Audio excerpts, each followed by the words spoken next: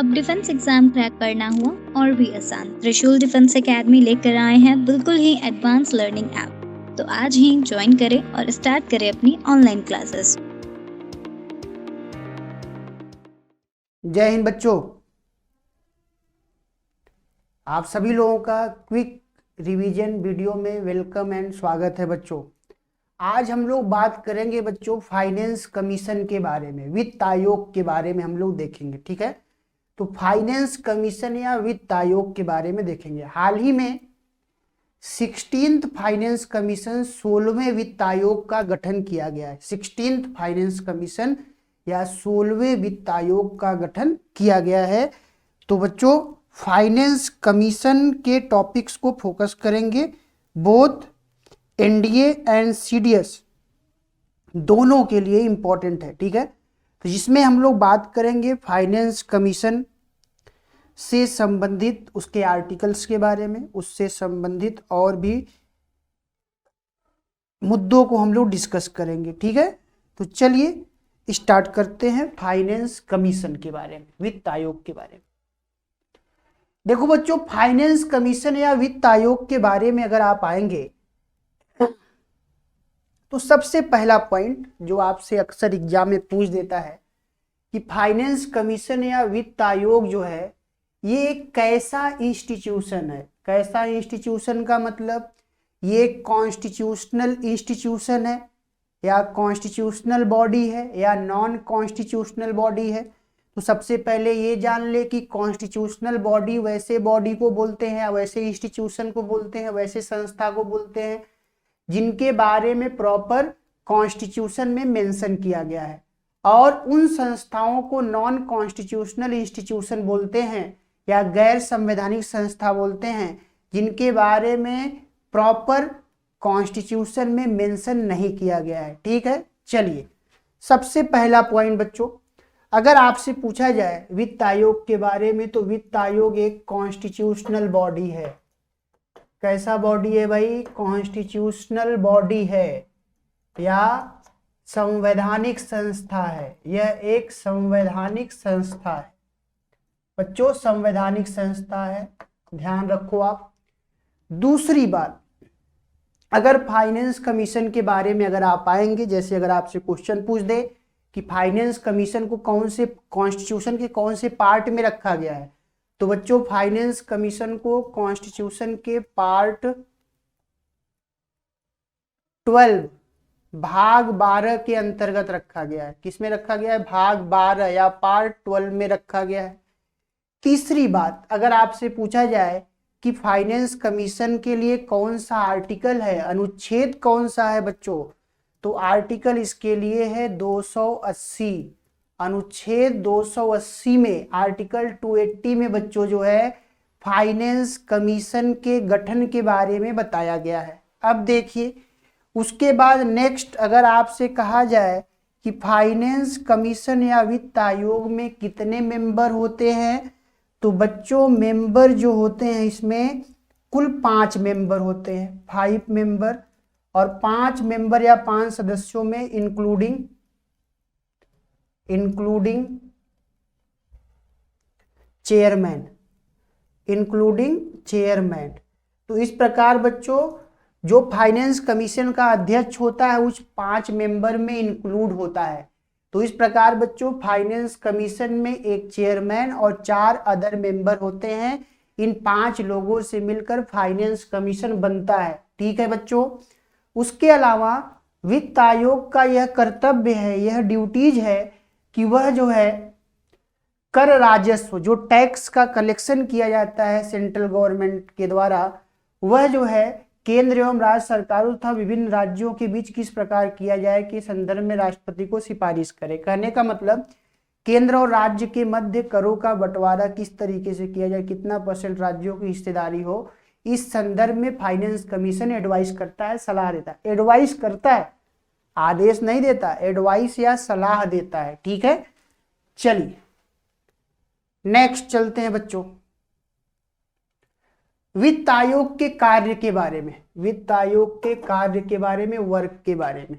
Work के बारे में अगर कार्य के बारे में अगर आप आएंगे तो पहला कार्य या वर्क है केंद्र व राज्य के बीच बांटे जा सकने वाले करों से प्राप्त शुद्ध राजस्व में से केंद्र व राज्यों की हिस्सेदारी तय करने के संदर्भ में आवश्यक सिफारिश। तो कहने का मतलब केंद्र और राज्य के मध्य टैक्स का जो डिस्ट्रीब्यूशन होगा, कितना % राज्य की हिस्सेदारी होगी, इस संदर्भ में फाइनेंस कमीशन क्या करता है, एडवाइस करता है, सलाह देता है। ठीक है बच्चों। नेक्स्ट, कर राजस्व राज्यों के बीच आधार पर बांटा जाए, किस आधार पर बांटा जाए, इस संदर्भ में आवश्यक सिफारिश करना। कहने का मतलब जो टैक्स का डिस्ट्रीब्यूशन होगा उसको किस आधार पर राज्यों को बांटा जाए, डिस्ट्रीब्यूट किया जाए या एलोकेट किया जाए, यह जो है इस बात की भी क्या करना, सिफारिश करना, सलाह देना। नेक्स्ट, भारत की संचित निधि को बढ़ाने के संदर्भ में आवश्यक सिफारिश करना। संचित निधि कंसोलिडेटेड फंड ऑफ इंडिया, जिसके बारे में आर्टिकल 266(1) में बताया गया है, और आर्टिकल 266(1) में कंसोलिडेटेड फंड या भारत की संचित निधि के बारे में बताया गया है। और फाइनेंस कमीशन गवर्नमेंट को यह एडवाइस करता है कि कैसे कंसोलिडेटेड फंड में रेवेन्यू बढ़ाया जाए, इंक्रीज किया जाए, इस संदर्भ में भी ये एडवाइस करता है। ठीक है बच्चों। नेक्स्ट, अगर आप आएंगे,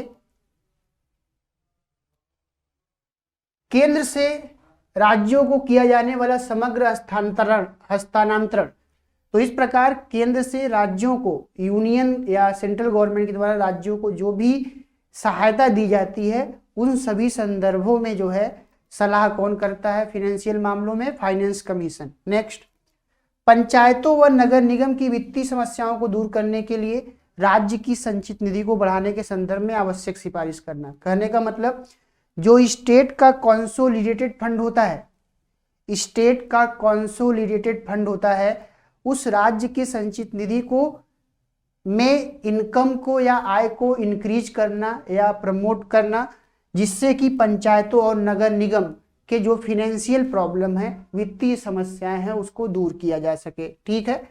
नेक्स्ट, उसके अलावा अगर आप आएंगे, उन दिए गए कार्यों के अतिरिक्त राष्ट्रपति के द्वारा किसी विशेष समस्या पर सलाह मांगने के लिए, किसी विशेष समस्या पर सलाह मांगने के लिए, या आप बोल सकते हैं कि इस प्रकार कि फाइनेंस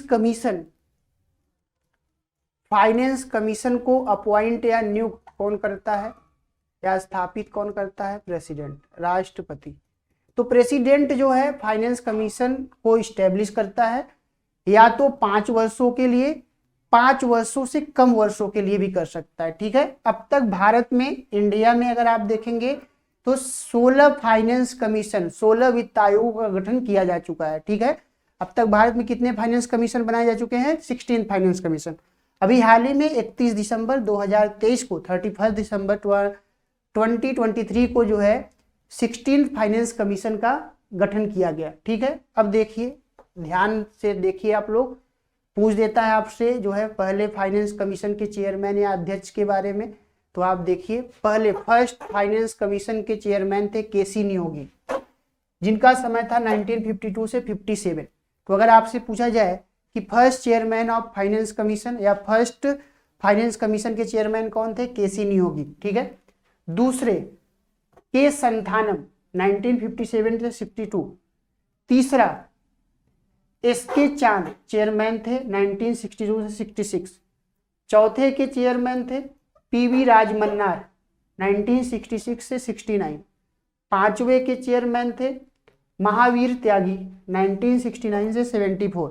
तो कुछ देखेंगे 5 वर्षों के लिए, कुछ आपको जो है 5 वर्षों से कम भी मिलेगा। ठीक है। छठा, सिक्स्थ के चेयरमैन थे के ब्रह्मानंद रेड्डी एंड 1974 से 79। सातवें, 7 के चेयरमैन थे जे एम सेलात। ठीक है, 1979 से 84। नेक्स्ट, अब देखिए इस स्लाइड में आप जो है 10वें से आप रेगुलरली चीजों को देखें, ध्यान रखें, क्योंकि इसके चेयरमैन से संबंधित आपको मैचिंग या नॉट मैचिंग से क्वेश्चन पूछता है। एक तरफ जो है फाइनेंस कमीशन दे देगा, दूसरी तरफ चेयरमैन मैच कराने के लिए आपसे पूछेगा। ठीक है। तो 8वें के वाई वी चौहान 84 से 89। 9वें NKP साल्वे 1989 से 95, एंड उसके अलावा KC पंत 10वें फाइनेंस कमीशन के चेयरमैन थे 1995 से 2000। मोस्ट इंपॉर्टेंट ध्यान में रखें, यहां से मोस्ट इंपॉर्टेंट है, बहुत पूछा जाता है।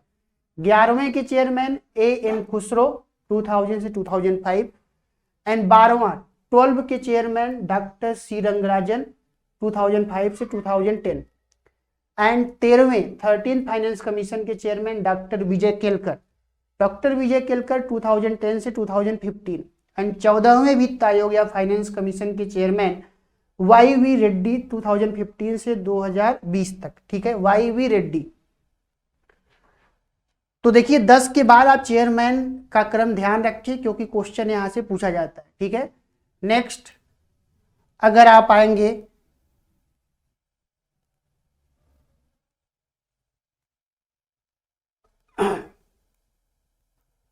अब देखिए बच्चों, इस प्रकार 15th फाइनेंस कमीशन के चेयरमैन NK सिंह, नंद किशोर सिंह, याद रखें। और 16th जो बना अभी फाइनेंस कमीशन, ये 31 दिसंबर 2023 को, उसके चेयरमैन हैं अरविंद पनगड़िया।